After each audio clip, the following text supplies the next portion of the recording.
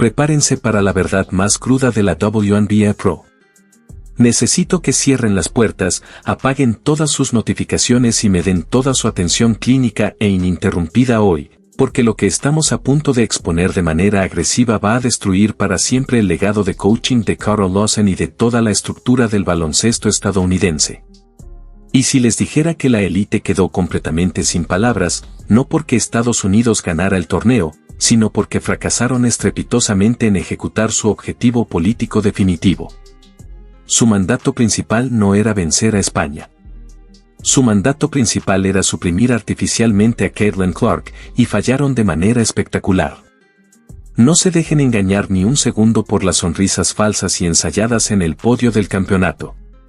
El cuerpo técnico de Team USA ejecutó la maniobra táctica más cobarde, maliciosa y matemáticamente destructiva en la historia moderna del baloncesto internacional.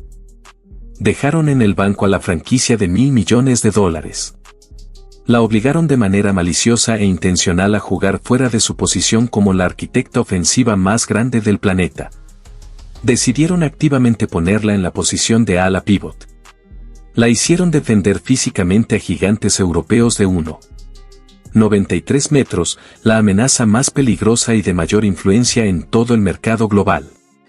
Tienen la capacidad intelectual de comprender el nivel de sabotaje corporativo descarado que esto implicó. Esto no fue un simple ajuste de coaching. Fue un mandato político deliberado. La colocaron en un enfrentamiento imposible y físicamente agotador, obligándola a gastar enormes reservas de energía cinética en brutales combates bajo el aro por una razón sumamente siniestra: suprimir artificialmente su producción ofensiva. Eligieron comprometer gravemente la integridad defensiva de todo el equipo nacional. Arriesgaron la medalla de oro simplemente por el terror absoluto de dejarla dirigir la ofensiva y dominar la narrativa global. Pero Carl Lawson y su cuerpo técnico altamente comprometido cometieron un cálculo fatal y matemáticamente catastrófico: subestimaron gravemente la enorme, innegable gravedad generacional de una jugadora que se niega a ser contenida por la política corporativa cobarde. Her first competitive action in over 8 months. In over 8 months, the first time she hits the floor in games that mean something, Caitlin Clark outperforms the rest of the team. Caitlin Clark shows her value. Necesitas que esta realidad que cambia paradigmas se hunda profundamente en tu procesamiento cognitivo justo ahora, después de estar completamente alejado del baloncesto profesional competitivo por más de 8 meses.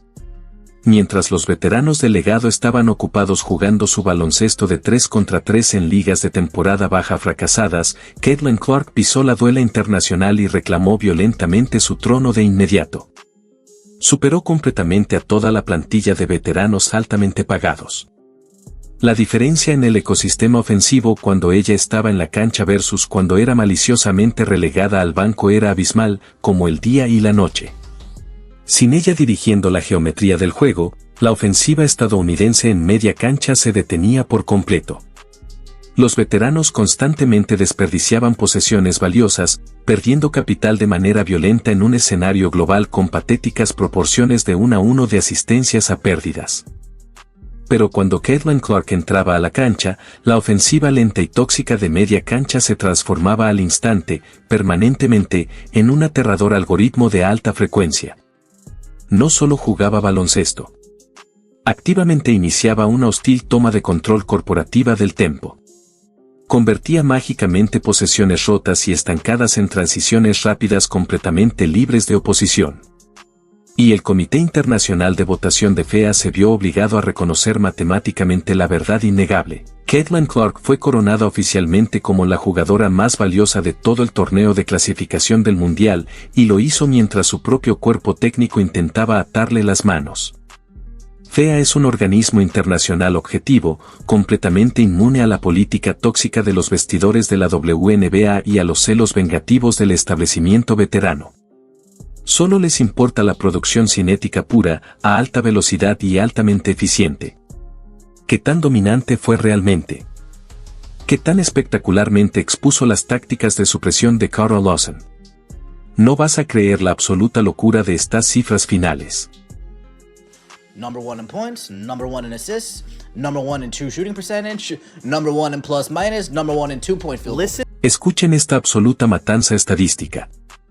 Número 1 en puntos, número 1 en asistencias, número 1 en plus-minus general. Pero necesito que enfoquen toda su atención en la métrica más aterradora de todas, número 1 en porcentaje de tiros de 2 puntos. Dejen que eso se asiente por un segundo microscópico. Estamos hablando de una base de 24 años. Una jugadora que el establishment patéticamente asegura que no tiene juego de media distancia, que es solo producto de triples de larga distancia. Y ella superó completamente a centros veteranos masivos y altamente pagados, jugadores como Angel Reese, como D.A.K. Hamby. En eficiencia absoluta dentro de la pintura, dominó completamente a los grandes con un impresionante 52% de campo. Fue una humillación matemática sin paliativos para la línea frontal veterana. No solo los venció, liquidó matemáticamente todo su reporte defensivo. Demostró que su velocidad de procesamiento biomecánico es completamente inmune a la supresión física. Kara Lawson quedó totalmente sin palabras. Toda su filosofía de coaching y su compromiso con la jerarquía veterana fueron expuestos al instante como un fracaso fraudulento y políticamente motivado. Intentó enterrar a la CEO y la CEO enterró matemáticamente todo su legado. Pero el terror absoluto e innegable del establishment de la WNBA no se detiene en la humillación internacional. Se filtró directamente en la arrogante y delirante retórica alrededor del nuevo acuerdo colectivo de negociación. Justo cuando el anuncio del MVP de FIA sacudió al mercado deportivo global y dejó a las jugadoras veteranas en pánico absoluto, ocurrió una rendición corporativa sin precedentes en Nueva York. Después de prolongadas negociaciones altamente tóxicas de más de 100 horas, la WNBA y la Asociación de Jugadoras llegaron a un acuerdo verbal sobre los términos del nuevo acuerdo colectivo, apenas 51 días antes del inicio de la liga. ¿Por qué se dieron de repente tras semanas de guerra total en la sala de juntas? Porque los dueños multimillonarios miraron el anuncio del MVP de FIA, vieron los masivos e indiscutibles ratings globales generados por Caitlin Clark y compararon con los ridículamente bajos números de audiencia de la liga liderada por veteranas. Se dieron cuenta de que tenían todo el control. La unión amenazó con un lockout, exigió un recorte del 50% de los ingresos brutos y un trato como socios de negocio en una liga que no construyeron financieramente. Pero los dueños sabían con certeza matemática que las veteranas no tenían valor de mercado independiente. Toda la infraestructura financiera del baloncesto femenino, los contratos televisivos, los vuelos charter privados, las arenas llenas, dependían completamente del paquete estímulo de Caitlin Clark. La unión no tenía ningún poder real. Si bloqueaban la temporada, estarían quemando su única boleto ganador. Los dueños arriesgaron todo y la unión se rindió de inmediato. ¿Creen que la ejecutiva de la unión admitirá su derrota corporativa en público? ¿Que mostrarán un mínimo de humildad? Absolutamente no.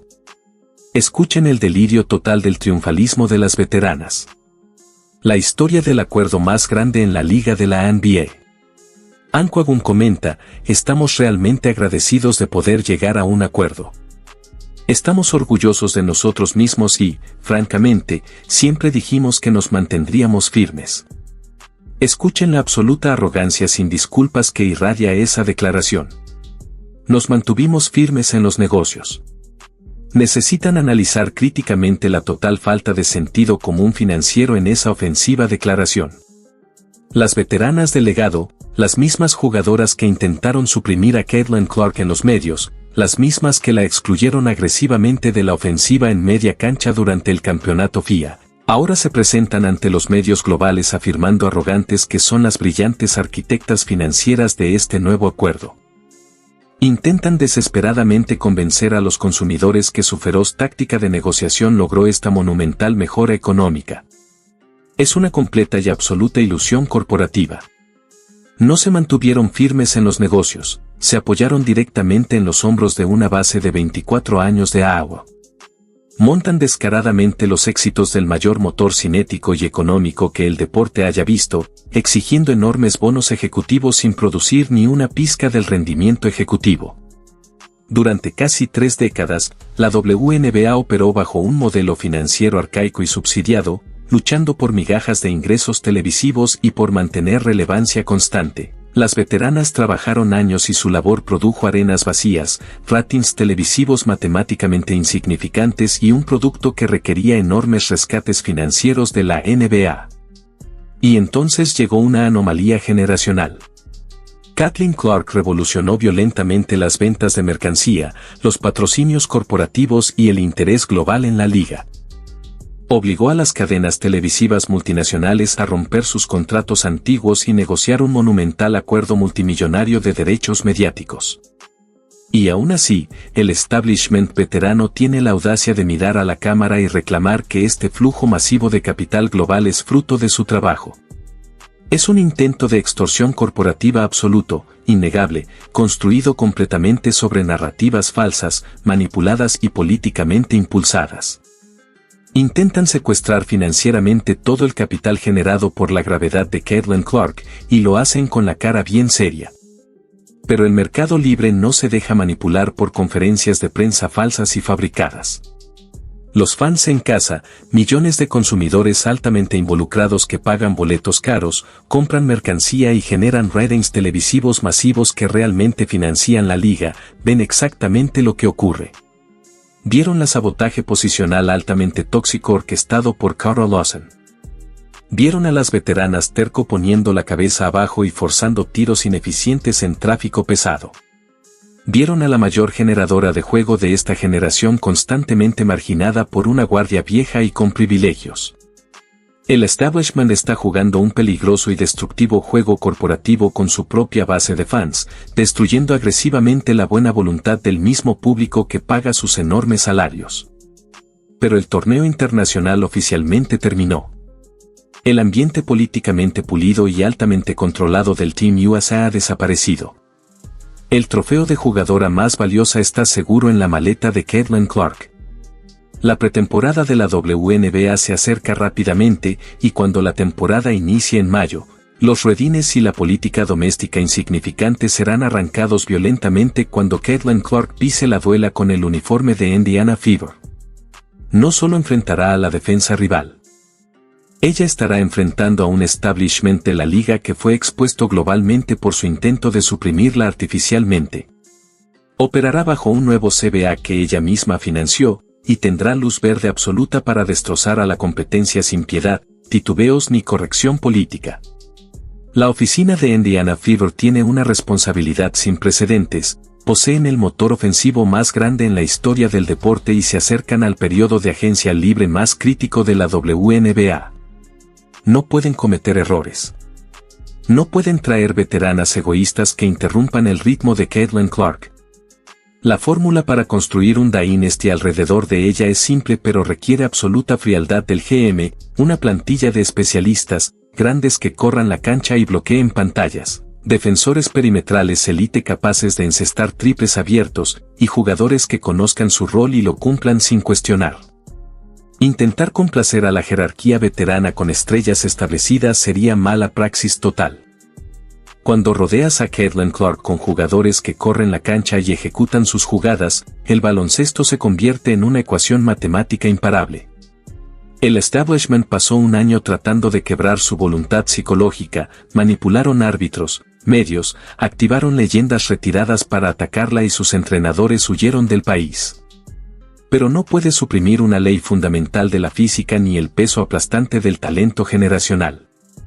El mercado ya habló. Fans, patrocinadores, comités internacionales y grandes sindicatos globales ya emitieron su voto financiero. No les importan los delirios de las veteranas, solo les importa la producción cinética pura, eficiente y de alta velocidad. Caitlin Clark es el único activo global capaz de entregar eso a escala macroeconómica. El gaslighting institucional de USA Basketball es el último aliento de una jerarquía obsoleta. Pueden hacer conferencias, presumir su salario y reclamar el crédito del enorme ingreso, pero la realidad ya está escrita, la era del trofeo de participación ha muerto. Hemos entrado en la era despiadada e hipereficiente del apalancamiento absoluto. La toma hostil es inevitable y la completa liquidación de la vieja guardia es segura. Gracias por acompañarme en WNBA Pro, donde diseccionamos la verdad brutal del negocio deportivo. No tratamos con narrativas fabricadas ni corporativismo cobarde. Si quieres contenido de baloncesto analítico, implacable y honesto, suscríbete, da like y comenta, qué tan devastador será el tour de venganza de Caitlin Clark esta temporada. La guerra corporativa apenas comienza, y los débiles quedarán atrás.